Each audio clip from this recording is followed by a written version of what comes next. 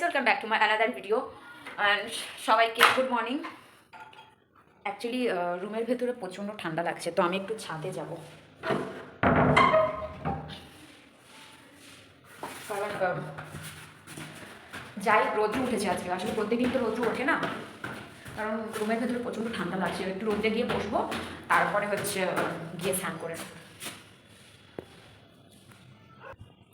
বাবা প্রচণ্ড রোদ্র উঠেছে গাইজ, দেখো সবার তো জামা কাপড় মেরেছে। একটা কাজ করি, আমার বেশ কয়েকটা জামা কাপড় আছে, ধুয়ে তারপরে রৌদ্রে শুকোতে দিই, আমিও একটু বসে থাকবো, তারপরে গিয়ে স্নান করে নেবো। দেখো প্রচণ্ড রৌদ্র উঠেছে, সবাই ওই পাশের ফ্ল্যাটের সবাই জামা কাপড় কেচে মেরেছে। আমিও যাই, কয়েকটা জামা কাপড় আমি ধুয়ে তারপরে হচ্ছে ছাদে আসি। জামা কাপড়গুলোও শুকিয়ে যাবে, আমারও মানে একটু রোদ তাপানো হয়ে যাবে। তো বেকার গিয়ে বসে লাভ নেই, টাইম নষ্ট করে।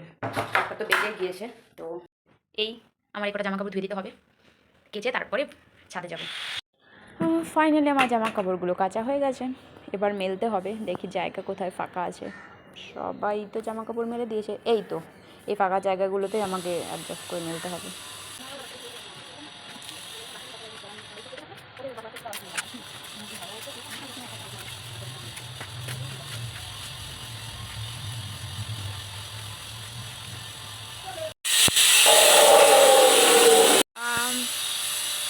তো আমার স্নান করা কমপ্লিট।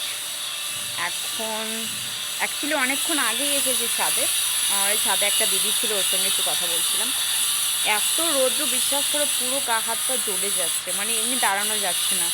এই কোনো জামা কাপড় মেলে দিয়েছি, এটার ছায়াতে দাঁড়িয়ে আছি, পুরো মুখটা পুড়ে যাচ্ছে। আর প্রচণ্ড রৌদ্র উঠেছে, প্রচণ্ড রৌদ্র। আমার সত্যি কথা বলতে এত আওয়াজ আর সহ্য হচ্ছে না, কারণ ভালো মতো ভিডিও করতে পারছি না, আর কান মাথা একেবারে ঝালাপালা হয়ে গেল। কারণ পাশের বিল্ডিংয়ে কাজ হচ্ছে, তো প্রচণ্ড আওয়াজ হচ্ছে গ্রিল মেশিনের। তো তোমাদের সঙ্গে দেখা হচ্ছে নেক্সট ভিডিওতে। ততক্ষণের জন্য তোমরা ভালো থেকো, সুস্থ থেকো, বাই বাই।